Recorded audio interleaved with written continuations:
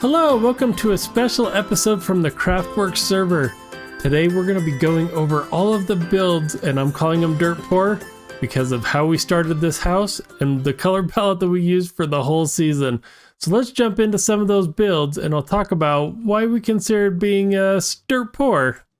And to get started, we're going to take a quick flyover of what spawn looked like before we joined the world, and we're going to look at what it looked like after. But this last portion here is essentially where we spent most of our time transforming this area and getting some of our builds in. So now taking a fly over the spawn, once everyone started adding everything, wow, there were so many different builds put in here. And across the right hand side here, you're going to see the main buildings that we added to this area. All right, and to get started, we're going to start here with our dirt poor house. Now, this might seem like too much, but this was our starter home. It's a little bit big, but really what happened is out here in the front is where we put kind of all of the crops that we were growing, all the materials, the trees, everything that we needed to grow. Before this looked good is where we were basically setting it up. But that helped us get the materials, and if we look up here close at the building, you'll see that there are lots of different materials between the mud bricks, the coarse dirt, the gray concrete powder. We're going to see if I can remember all of these, and basically the jungle wood. So really we tried to go with materials that really felt like you were dirt poor, and you just kind of threw this house together. We got some dark oak, some spruce in here. But for the most part, this is what we were calling our dirt poor house. So let's go inside, and I'll kind of give you a little bit of a tour here. Is basically we put a little bit of a sitting area here. The idea is that we could sit here and have conversations with different people when they came. And then down this hallway is where we kept all of our storage. Now this looks a lot more cleaned up than it was. There for a while we had chests that came all the way up on both sides. Now we've cleaned it up, and it's just kind of the leftovers that we never really did anything with. Now, one thing to keep in mind from this build is originally when we were going for all of this mud, we didn't have a way of getting all the way out to the swamp. So for the longest time, we used this mud maker. So essentially it's got water bottles in here, but I didn't even have enough iron for a hopper. So I do 9 at a time and then restart. So we would get all of our dirt from here, put it in here, extra water there, and oh man, that grind was way too much. We had to do it some way different. So once I got a little more brave, we traveled like 3,000 blocks out towards, I don't know, what's that direction, south, to get all of the different mud that we needed. Filled up our pockets and brought it back so we could build all of this. So that's kind of an overview of our starter home. Definitely there's a lot of landscaping that went in here. I'll show off some of these other pieces here in a minute, but we did some rocks. We did obviously all the wheat around it. I don't know if I've ever shown the back much, probably because there isn't much here, but there you go. It looks about the same. This is pretty symmetrical other than we put a porch here. So that was a fun build to kind of get us started on the server. Now let's move over here and jump into our second build, which is our cheap sheep. And over here at Cheap Sheep, you can see we really used the same kind of materials up on the top, added a little deep slate to make this a little more interesting. And as you can hear, there's a worker inside. So let's go visit him. And that zombie, I don't know if we ever gave him or her a name, but he's been working in here the whole time. We've got honey blocks in there, and so he's always here to greet customers. Now this Cheap Sheep, as you can imagine, is wool. We have all the different wool colors here. People are able to come in and buy it. But one thing that we wanted to do, especially early on, is not just make this a store, but actually have the farm inside of it. So all this other portion is the actual farm. So let's jump in there and I can kind of show you how that worked. So this is for the employees only. As you can see, not as beautiful. But if we jump up here, you can see that all of the sheep are in here. So what it does is obviously every time they eat, it would shear them. I've got it turned off right now, but we can come back here, flip this on, and you'll see that the minecart's going to go underneath all of these, up and around to all of them up here. Let's see if I can not hit them. So it's going to collect every time that those come through. So we're waiting for it to jump back down here. Actually, let's try and beat it so we can turn it back off. And we had so much wool. But this thing essentially is going to be dropping it off here. And if I can carefully get over here, there are stairs that come down to a basement where we would have all of it shoot out. So the cart's just right up there. It shoots out around into all the separate ones, and then we have an overflow bin. Now, the one thing I didn't tell anyone is that we actually made a pretty decent amount of diamonds. We never used them. We were trying to stay dirt poor on this server, but we almost got 4 stacks of diamonds just from this place. So I think that did pretty well. And then here before the sun goes down, I'll just kind of give you a little view of the back. It actually I think looks pretty cool. We tried to make it look like a factory that had, I don't know, the windows boarded up so you couldn't see what was going on. And then I think we have some llamas back here that I got all prepped so we could start using them to go get materials. And they just kind of stayed here. And then there's a little decoration this side that helped us blend from essentially cheap sheep into our next build. Okay, and our next one is Cube News. You can see up there on the banners, we tried to make this place look like, I don't know, an old 80s, old 70s newsroom building. So we really tried to take a lot of the same colors and kind of apply them here, but make the styling a lot different. So it didn't just look like cheap sheep and it didn't look like our dirt poor house, but that we could really bring in some of these different details, but still be dirt poor. So jumping into Cube News, you can see that we used a lot of different things from the bookshelves all the way down to the wood to the dark oak. So coming up inside of the building, we essentially created a little front desk with iron golem, I guess, to check in, and then the newsroom. So the idea here is that we have the cameras. You can see I have Impala set up here. Probably should put some clothes on him, but that we could green screen whatever we needed. So being able to come in here, stand, turn on to our F5 version and record us, I don't know, doing some kind of news. Now this portion didn't really pan out like I thought. We did one little quick short on this, but I think this is something I want to try to do again because I think the concept was really cool. I just didn't quite know what to do with it, but I think I have some ideas now. But that is Cube News, where we could record and basically do all of our broadcasting from it.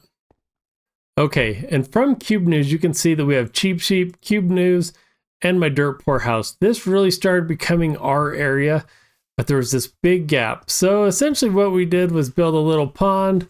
There used to be, oh, there's still fish. I was gonna say there used to be fish. There's still some fish there. Under here, I buried a frog. And I was trying to be quiet to see if we could hear it. Every once in a while you'll hear them croak under there. But I knew we needed a way to get to the nether. So we built another tunnel, another portal, I guess, through this little tunnel so that we could come in. It could be hidden. But the thing I love about it most is when you come out, you can instantly see my house, which I thought was kind of a cool sight line. Gave us kind of that fun way. It was a little bit intentional and a lot just lucky that it happened that way. But if we come through the portal, you'll see that it puts us on the nether roof. Now up here is where most of our portals are. I actually built a little tutorial of how you can make your portal look cool. But what I want up here is it not just to be another one of these plain portals. I really want it to be that people knew where my portal was. So we built a little reproduction of the house. It's not all the way thick. It's a thin version of it. And there's no rooms, nothing. It's just an easy way to get into the portal this side or from that side. So that is kind of the portal area that we built. All right, and from the portal, you can see that there's the main spawn portal there. That's where everyone was using until we started building our own. But if you follow these carpets, we can actually get out to, and I might fly over here, where we started doing kind of a mega base. Now the mega base, we didn't quite finish it up because I got a little involved with Impala outbuilding a mega factory, which we'll show in just a minute. But this was supposed to be my area where I was going to build this up nice and big, have a village. And let's kind of take a tour out here. Now, the idea is that there was a whole theme out here. And the idea was that there were people out here in their boat. They were adventuring throughout the world. And as they came through here at night, they were sick. They went through a heavy storm and they crashed their boat. And let's see if I can not crash They crashed their boat right in here into the land, and this is where they had to get off. So this whole area is basically going to be represented about the crash, about these people not having much. You can see they're like permanently sick, which I thought was kind of funny, that they were always seasick, but that they set up a little village. So what you're going to have here is a whole bunch of little tents with some different little pieces, crops. You're going to have zombies working in the smithing area, I guess you'd call it. But as you can see, everything they built was still dirt poor, whether it was wool, having to use moss. But as we go through here, you can see a lot of these details in some of my episodes. So definitely go check those out. We have little kids, we have bigger people, we have this fun little bridge. And really what I tried to do here is make this very immersive. So you never had straight lines through anything. So as you can see, as you're looking here, it kind of curves your eye that way. This one, it kind of curves you up the hill. We really tried to add a lot of those type of details, as well as like little barrels, someone pushing a wheelbarrow, sitting by a campfire, but really wanted to make this as immersive as possible, even including some fish. We added a whole pond here just so that we could make it a little more immersive. And as you can see, we try to do little peeks of things. So you can see a roof there, which makes you think, I better go see it. And especially when you turn this corner, being able to see our next build, which was our church.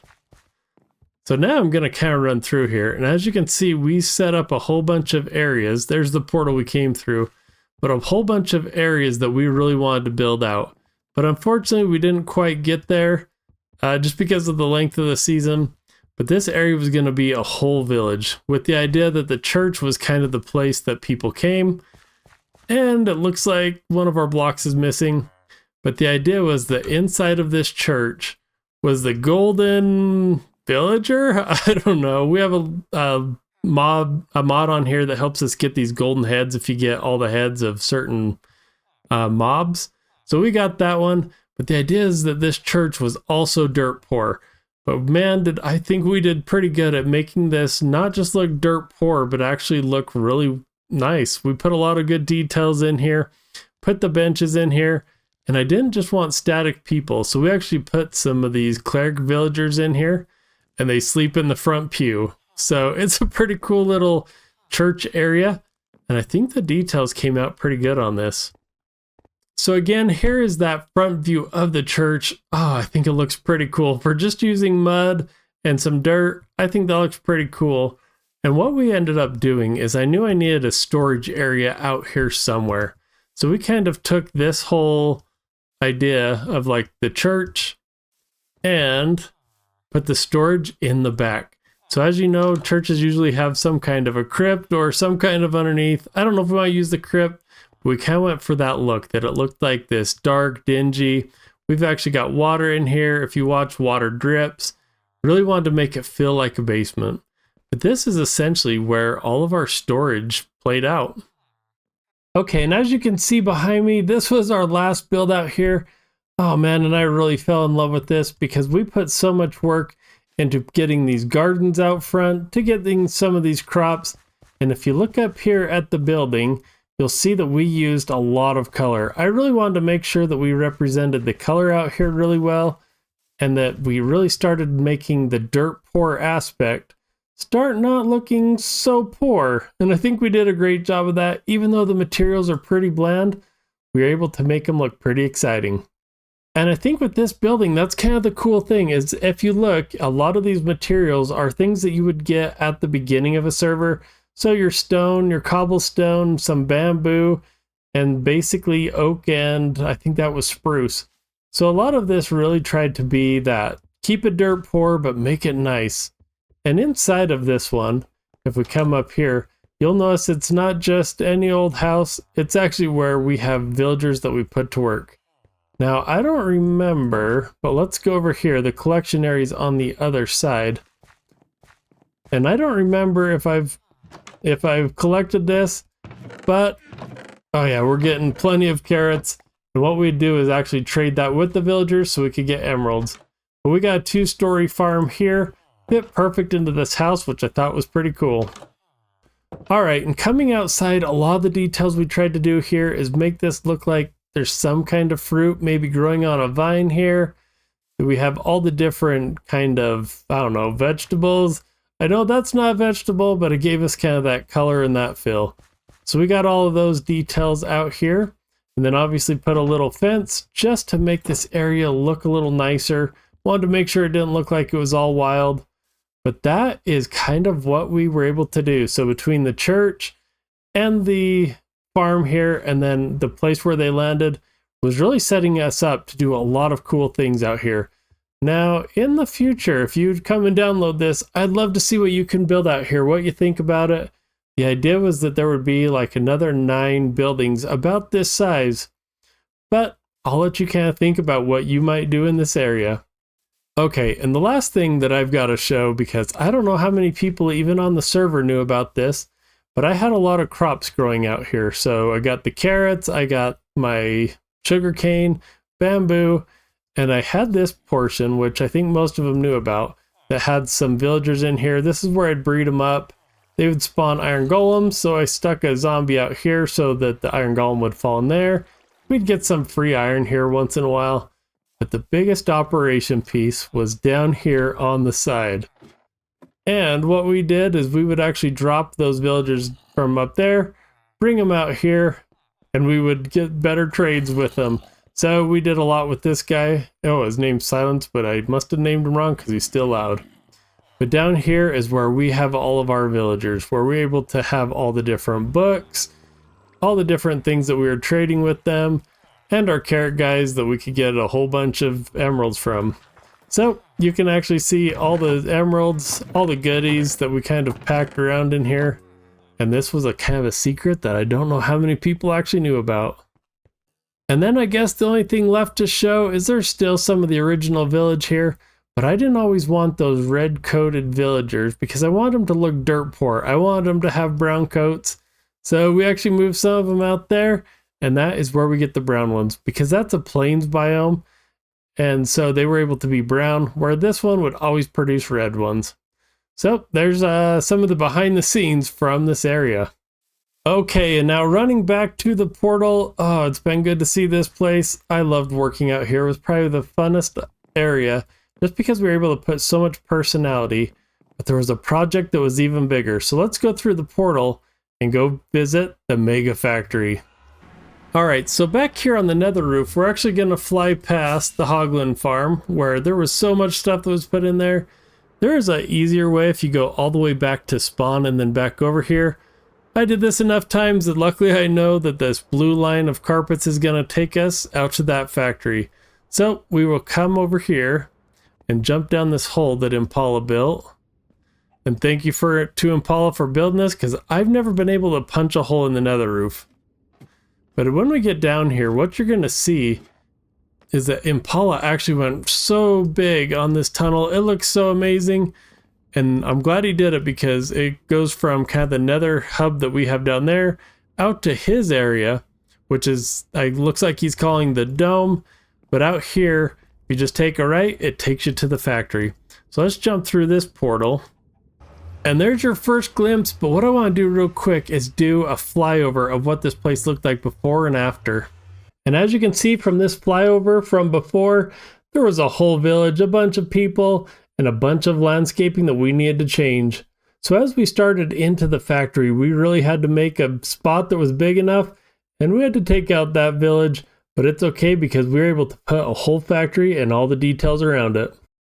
Okay, and let's jump in and see some of the details. As you can see, this place is huge. I don't know if I've ever built anything this big.